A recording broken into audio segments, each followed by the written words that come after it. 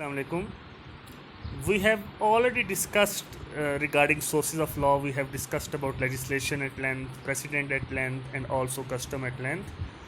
But here today we are going to discuss regarding the comparison.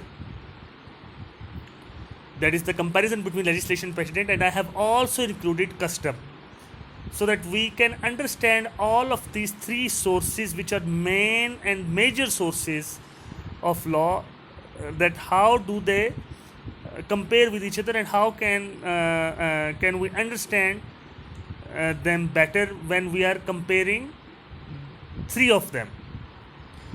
So, but the main thing here will be the comparison between legislature and precedent. That which legislation and precedent, that which one is better, which one is more advantageous for a society.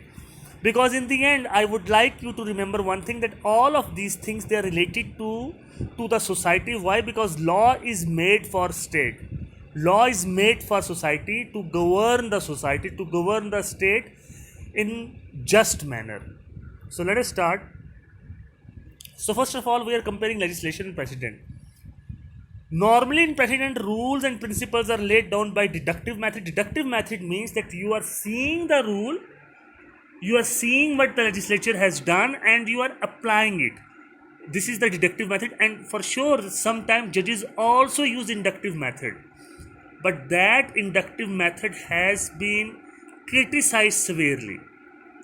Although there are these two, there are again, इस बात पे कहना कि जजेस को inductive होना चाहिए, deductive होना चाहिए, ये एक बहुत बड़ी बहस है.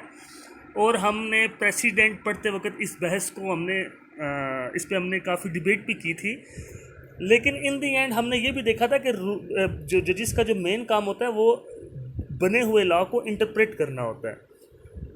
लेकिन लेजिस्लेशन जो है वो इंडक्टिव मेथड इसलिए हम कहते हैं यूज़ करते हैं, क्योंकि देखना, लेजिस्लेशन ने सारी चीज़ों को देखना होता है. उसने नॉर्म्स को देखना होता है सोसाइटी के, क्योंकि उसको ज़्यादातर आपने लेजिस्लेशन में पढ़ा था कि ज़्यादातर मिनिस्टर्स जो हैं वो लेके आते हैं बिल्स और उनको वो कोर्ट्स में बनाते हैं. तो ये बहरहाल ये एक पूरा जो अपने प्रोसेस जो लेजिस्लेशन में पढ़ा था, वो लेजिस्लेशन जो है, इसलिए हम कह सकते हैं कि वो इंडक्टिव ज़्यादा है बनिस्बत प्रेसिडेंट के. कम अज़ कम degree of induction is more in legislation in one sense. Legislation has abrogative power also, as it can abrogate custom law or precedent itself, and precedent is only constitutive. Even in case of judicial review, it only stops operation of rule as not being valid law. देखिए, legislation जो है, हमने एक बात पढ़ी थी, specially जो हमने प्रेसिडेंट का टॉपिक पढ़ा था, तो उसमें हमने पढ़ा था कि जो प्रेसिडेंट है वो कॉन्स्टिट्यूटिव उसकी फॉर्म होती है, यानी कि वो बने हुए लॉ को ख़त्म नहीं कर सकता. कोई भी जज जो है वो जो असेंबलीज ने जो पास किया हुआ लॉ होता है उसको ख़त्म नहीं करता. जब कई दफ़ा ऐसे होता है कि आप लॉ को इटसेल्फ चैलेंज करते हैं कि इस बेस पे कि वो मुल्क के आइन के ख़िलाफ़ है, तो इवन इन दैट सेंस जो जज जो है वो बेसिकली वो जो आइन है, यानी कि उस मुल्क का जो कॉन्स्टिट्यूशन नॉर्म है, वो उसको अप होल्ड करने के लिए एक छोटे लॉ को स्ट्राइक डाउन कर रहा होता है, जिसको हम जुडिशियल रिव्यू की पावर कहते हैं. तो इवन इन दैट सेंस भी जो है प्रेसिडेंट वो एब्रोगेट नहीं कर रहा, वो कॉन्स्टिट्यूटिव ही है. तो आपने याद रखना है कि लेजिस्लेशन जो है वो कॉन्स्टिट्यूटिव और एब्रोगेटिव, उसके अंदर दोनों ये एलिमेंट शामिल होते हैं, जबकि प्रेसिडेंट के अंदर सिर्फ और सिर्फ कॉन्स्टिट्यूटिव एलिमेंट शामिल होता है. स्टैच्यू लॉ यानी कि legislation is definite, brief, clear and easily understandable, while president is technical in the sense. देखे ना, फिर वही बात आती है कि जजेस जो है उनकी राइटिंग्स जो हैं वो इतनी आसानी से समझ तो नहीं आती, जबकि उसकी निस्बत जो है वो लेजिस्लेशन जो है वो काफ़ी सीधी होती है, सीधी सादी, मतलब उतनी भी सीधी सादी आप ना कहें कि होती है. फॉर श्योर उनको भी बड़ा टेक्निकली लॉयर्स ने उनको लिखा हुआ होता है, लेकिन बनिस्बत प्रेसिडेंट के जो है वो स्टैच्यू लॉ जो होता है, ये लेजिस्लेशन जो होती है, वो फिर भी थोड़ी आप उसको कह सकते हैं कि वो क्लियर, उसमें क्लियरिटी ज़्यादा होती है. Legislation is general and comprehensive. अब precedent has none of those. देखिए, लेजिस्लेशन हमेशा जनरल होती है, वो जनरली चीज़ों को लेकर चलती है, वो पार्टिकुलर नहीं होती, क्योंकि प्रेसिडेंट तो जो होता है वो तो एक पार्टिकुलर केस की वजह से बनता है. लेजिस्लेशन तो बहुत सी चीज़ों को, जिस तरह मैंने पहले बताया, पूरी सोसाइटी को देख के लेजिस्लेशन होती है ना. तो इस लेजिस्लेशन जो है वो हमेशा जनरल और कंप्रीहेंसिव है. For the most part the operation of legislation is prospective. देखें, लेजिस्लेशन का जो मकसद ये होता है कि आप लॉ बनाते हैं किसी के भाई आइंदा से जो काम होंगे उनके लिए लॉ ये होगा. जबकि प्रेसिडेंट का प्रेसिडेंट तो बनता ही उस वक्त है जब आप कोई ना कोई केस कोर्ट के सामने लेके आते हैं, यानी कि उस वक्त उस पर कोई लॉ मौजूद नहीं होता. और जो प्रेसिडेंट जब बनेगा तो उसका असर जो है वो तो फिर रेट्रोस्पेक्टिव हुआ ना, यानी उसका जो इफेक्ट है वो तो पीछे हुआ. जबकि नेचुरल जस्टिस ये कहता है कि आप law should be known before its application. लेकिन प्रेसिडेंट का जो लॉ होता है वो नोन नहीं होता, वो तो उस वक्त बन रहा होता है जब आप उसके सामने कोई केस लेके आते हैं. यानी कि अगर मेरा किसी के साथ कोई झगड़ा हुआ और मैं वो केस लेकर गया अदालत के पास, अदालत कहती है कि इसके ऊपर तो कोई कानून बना हुआ ही नहीं है, तो फिर जब वो कोई कानून पास करेगी तो वो कानून पास बाद में कर, ये झगड़ा पहले हुआ है. इसका मतलब ये हुआ कि झगड़ा जिस बाबत हुआ, जिस चीज़ पे हुआ, जो उसमें जो पॉइंट ऑफ डिफरेंस पे जब वो झगड़ा हुआ है उस पॉइंट ऑफ डिफरेंस के ऊपर लॉ मौजूद नहीं था. नेचुरल जस्टिस ये कहता है कि पॉइंट ऑफ डिफरेंस के ऊपर लॉ पहले से मौजूद होना चाहिए ताकि हमें पता हो हम वो काम उस तरीके से ना करें. यहाँ पे ये बात की जा रही है which is very very critical to understand. Legislation has its source in the process of law which is basically enacted and enforced by the state. The president has its origin in judicial decisions. ये simple है कि president जो है वो कब बनता है, वो तो जजिस से बनता है, जुडिशियल डिसीजन के अंदर उसका सोर्स होता है. जबकि लेजिस्लेशन का जो सोर्स है वो स्टेट है, क्योंकि स्टेट है जो है वो लॉ बनाती है. The very aim of the legislation is to make law. The main purpose of president is to interpret and to apply the law. Simple, क्योंकि जजिस का काम होता है लॉ को इंटरप्रेट करना और उसको अप्लाई करना, और लेजिस्लेशन का काम होता है सिर्फ लॉ को बनाना. Legislation is basically of an exhaustive structure while the extent of legal precedent is restricted to comparison of cases. देखिए, जिस तरह पहले वाली बात मैंने आपको बताया कि लेजिस्लेशन करते वक्त आप बहुत सी चीज़ों को कंसीडर करते हैं, नॉर्म्स को, कस्टम्स को, इकोनॉमिक्स की, सोसाइटी की इकोनॉमिक्स को, सोसाइटी के सोसाइटल नॉर्म्स को, पॉलिटिकल नॉर्म्स को, इन सब चीज़ों को आप खातर में ला के आप जो है लेजिस्लेशन करते हैं. लेकिन प्रेसिडेंट जो है वो तो उसमें तो आप सिर्फ पहले से किए गए केसेस को केसेस को जो है आप कंपेयर कर रहे होते हैं ना. स्टेट डिसाइसिस आपको याद है ना, जो हमने पढ़ा था कि भाई आपने पिछले जो केसेस हैं आप उनको देखते हैं कि भाई क्या इस तरह का कोई डिसीजन हुआ नहीं हुआ, तो आप बेसिकली उस पर कंपेयर कर रहे होते हैं. लेजिस्लेशन में आप कंपैरिजन से ज़्यादा आप चीज़ों को ना एग्जॉस्टिवली देख रहे होते हैं, आप एग्जॉशन करते हैं अपनी पूरी. So now we turn towards legislation and custom. Legislation और कस्टम में क्या रिश्ता है, इनका आपस में क्या कंपैरिजन हो सकता है. याद रख लें, कस्टम जो है वो बेसिस ऑफ लेजिस्लेशन होता है, हम ये पहले पढ़ चुके हैं. Custom is the source of law, और लॉ मेकिंग जो है वो स्टेट के अंदर लेजिस्लेशन का काम होता है. तो कस्टम कहीं ना कहीं लेजिस्लेशन की फाउंडेशन में मौजूद होता है. हमने ये बात अभी हमने थोड़ी देर पहले जब हम लेजिस्लेशन और प्रेसिडेंट की बात करें तो उसमें भी हमने ये पढ़ा था ना कि जब लेजिस्लेशन होती है तो आपने सोसाइटी के कस्टम्स को देखना होता है. The presence of legislation is always in the whole of state while customary law is wholly accepted in a particular boundary. देखिए, कस्टमरी लॉ जो होता है वो अक्सर हमने देखा है कि वो मुख्तलिफ लोगों में, बरादरियों में मौजूद होता है, ओवरऑल स्टेट्स में नहीं होता. मतलब आपके पास एग्जांपल है कॉमन लॉ की जो कि ओवरऑल स्टेट में है, लेकिन बहरहाल ज़्यादातर कस्टमरी लॉ जो है वो मुख्तलिफ बाउंड्रीज़ के अंदर होता है, जबकि जो लेजिस्लेशन होती है वो पूरी स्टेट के लिए होती है. नॉर्मली हम बात करें, ऑफकोर्स इसमें एक्सेप्शंस हो सकती हैं. Legislation is enacted out of hypothetical standards. However customary law is adopted because of its very well and long presence in history. देखिए, लेजिस्लेशन जिस तरह भी मैंने पहले बताया, ये तो आप एक हाइपोथेसिस क्रिएट करते हैं कि इस सिचुएशन, अगर ऐसी सिचुएशन हुई तो ये लॉ होगा, ये काम इस तरह से हुआ तो इस काम की जो रेमेडी है, इस काम के ऊपर जो हमने एप्लीकेशन लॉ की कर दी वो ये वाली चीज़ होगी. तो ये एक हाइपोथेसिस आप क्रिएट कर रहे होते हैं. लेकिन कस्टमरी लॉ जो होता है उसमें हाइपोथेसिस नहीं होता, वो तो एक लॉन्ग इस्टेब्लिश्ड प्रैक्टिसेस होती है, वो तो जनरेशन टू जनरेशन एक काम एक तरीके से हो रहा होता है, इसलिए आप उसको वैसे ही कर रहे होते हैं आगे.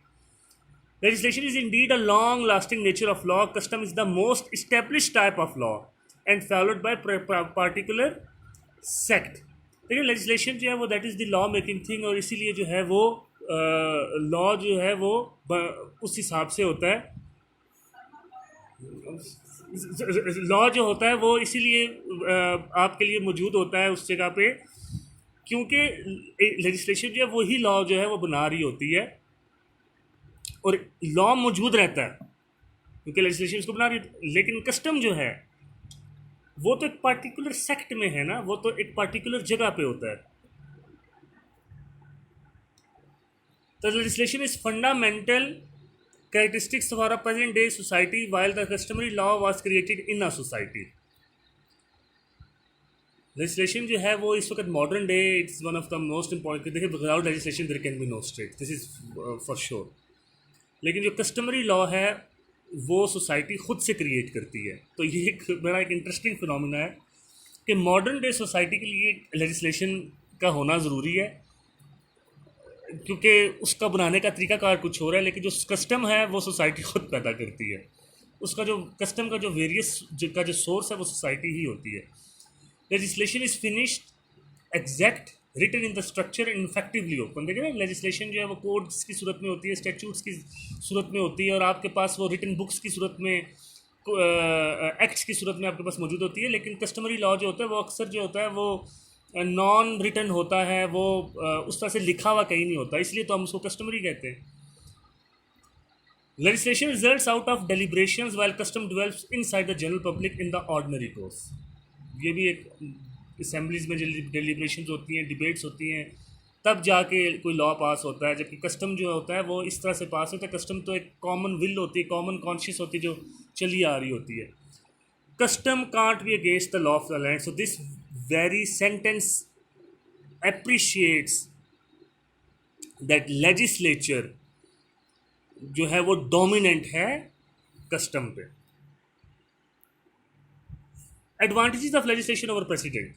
Legislation is both abrogative and constitutive, unlike precedent which is only constitutive. हम पहले पढ़ चुके हैं कि एब्रोगेटिव और कॉन्स्टिट्यूटिव क्या होता है, कि लेजिस्लेशन से जो है आप पहले बना हुआ जो लॉ है आप उसको ख़त्म कर सकते हैं और नया लॉ बना सकते हैं, जबकि प्रेसिडेंट जो है वो पहले से बने हुए लॉ को ख़त्म नहीं कर सकती, वो क्योंकि जजेस भी आइन के ताबे होते हैं, और आइन कौन पास करता है? लेजिस्लेचर पास करती है, ये आपने याद रखना है।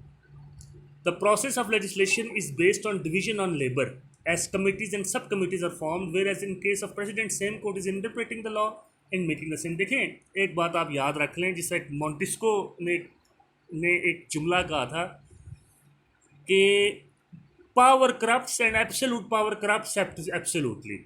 लेजिस्लेशन जब हो रही होती है ना, उस वक्त कमेटीज़ बनती हैं, सब कमेटीज़ बनती हैं, इनकी रीडिंग्स होती हैं, प्रूफ रीडिंग्स होती हैं, और बहुत सा एक एग्जॉस्टिव एक प्रोसीजर अडॉप्ट होता है, और उसके ऊपर बार बार वो डेलिब्रेशंस होने के बाद वो पास होता है। फिर जाके उसको हेड ऑफ स्टेट, प्रेसिडेंट है, उस हेड ऑफ स्टेट या जो भी किंग है वो उसको साइन करता है। अगर वो उसको पसंद ना करे तो वो उसको वापस भेजता है कि इसको दोबारा आप ठीक करें। जबकि जजेस जो होते हैं वो तो खुद ही उस लॉ को देख रहे होते हैं, खुद ही इसको इंटरप्रेट कर रहा होता है वो जज, और खुद ही उसको बना रहा होता है। तो इसका मतलब कि एक शख्स जब बहुत सारे काम कर रहा होता है और जहाँ पे बहुत सारे खास एक काम कर रहे होते हैं, तो इसमें फ़र्क तो होता है, फिर उनकी जो उसके मेयार में फ़र्क तो आएगा। Legislation satisfies the requirement of natural justice as law is declared before and enforced later, where same is not the case of president. देखें ना, प्रेसिडेंट में तो जब तक आपके पास कोई केस आएगा नहीं जज के पास, जज उस पर कैसे फैसला देगा? अब केस आएगा तो उस पर फैसला देगा, केस तो फैसले से पहले हुआ ना, तो इसका मतलब कि जो लॉ है, हमने ये बात पहले की है कि उसका रिट्रोस्पेक्टिव इफेक्ट होता है। प्रेसिडेंट का हमेशा रिट्रोस्पेक्टिव इफेक्ट होता है, क्योंकि प्रेसिडेंट जो है वो पहले से मौजूद जो काम होता है उसके ऊपर असरअंदाज हो रहा होता है। लेजिस्लेशन जो होता है उसका प्रोस्पेक्टिव होता है, यानी कि आने वाले कल पे होता है। कई दफ़ा उसका रिट्रोस्पेक्टिव भी होता है, लेकिन अक्सर उसका प्रोस्पेक्टिव होता है, यानी कि आने वाले कल पे उसका होता है। और नेचुरल जस्टिस का मतलब ये है कि लॉ पहले बताया जाए और सज़ा बाद में दी जाए। प्रेसिडेंट में तो लॉ पहले पता नहीं होता, सज़ा आपको मिल जाती है, क्योंकि केस जो है वो आप उस जज के सामने लाए होते हैं। President is dependent upon litigation. अब देखना, ये जो भी हमने बात पढ़ी है उस बात से हमें यही पता चलता है कि प्रेसिडेंट जो है, जब तक आप कोर्ट के सामने केस नहीं लाएंगे तब तक प्रेसिडेंट कैसे बनेगा? तो जब लिटिगेशन होगी तो प्रेसिडेंट बनेगा। लेकिन लेजिस्लेशन के लिए लिटिगेशन की होने की ज़रूरत नहीं। लेजिस्लेशन जो है वो तो लेजिस्लेचर करती है, असेंबलीज करती है, इसलिए लिटिगेशन का होना ज़रूरी नहीं है।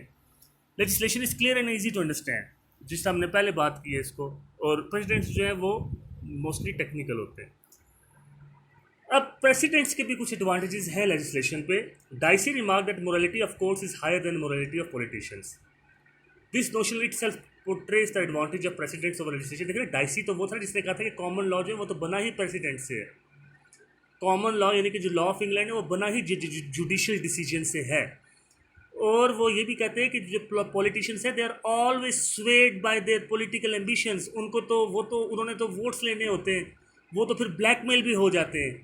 जो पॉलिटिशियंस होते हैं वो पॉलिटिशियंस ही होते हैं ना जो कि असेंबली में आके बैठते हैं. तो इसलिए उनकी मोरालिटी जो है वो जजेस की मोरालिटी उस वो कैपेबिलिटी नहीं होती. Presidents are more flexible as legislation is rigid and has to be followed. देखे ना जब कोड बन के आता है तो कहते हैं कि भाई आपने इसको फॉलो करना ही करना है. ये जजेस होते हैं जो उसमें से कोई ना कोई रास्ता निकालते हैं उसके इंटरप्रिटेशन में और जस्ट और इक्विटी के हिसाब से उसका फैसला करते हैं. And the last one is that as to Gray all law is what the जज मेक्स. देखिए सिविल लॉ कंट्रीज में भी जो एडवोकेट्स हैं, कॉमन लॉ कंट्रीज में तो हम कहते हैं कि बना ही जजेस ने ही लॉ बनाया. जैसा कि इंग्लैंड का लॉ है वो तो बना ही जुडिशियल डिसीजंस पे है ना. लेकिन ये बात भी आपको बताएं कि जो सिविल लॉ कंट्रीज जिस तरह फ्रांस है, जर्मनी, जहाँ पे कोड्स बनते हैं, जहाँ पे लेजिस्लेचर्स जो हैं उनका रोल ज़्यादा होता है, वहाँ पे भी जो एडवोकेट्स हैं वो कमेंट्रीज को और पिछले प्रेसिडेंट्स को देख पड़ता है और फिर वो जाके अपना केस प्लीड करता है. वो कोड्स को भी देखता है, वो कमेंट्रीज को भी देखता है और वो इंटरप्रिटेशंस को भी देखता है. और ये हमने बात पहले पढ़ी थी प्रेसिडेंट के टॉपिक में भी कि सिविल लॉ कंट्रीज में भी जो जजेस हैं वो क्रिएटिव टच देते हैं कोड्स को. तो this all makes presidents more accurate than codes. क्योंकि देखिए ना कोड्स तो बन चुके होते हैं, उन कोड्स को बनने के बाद दोबारा उनको आप पढ़ रहे होते हैं, उनकी दोबारा कमेंट्रीज कर रहे होते हैं, उनकी दोबारा इंटरप्रिटेशन कर रहे होते हैं. इसका मतलब ये कि वो और ज़्यादा जो है जो प्रेसिडेंट बनता है वो और ज़्यादा शफाफ होता है, वो और ज़्यादा एक्यूरेट होता है. So guys, this was the whole topic regarding customs, regarding legislation, regarding presidents. I hope this was fruitful for you, and if you have any question, you can ask me regarding this whole topic. Thank you so very much.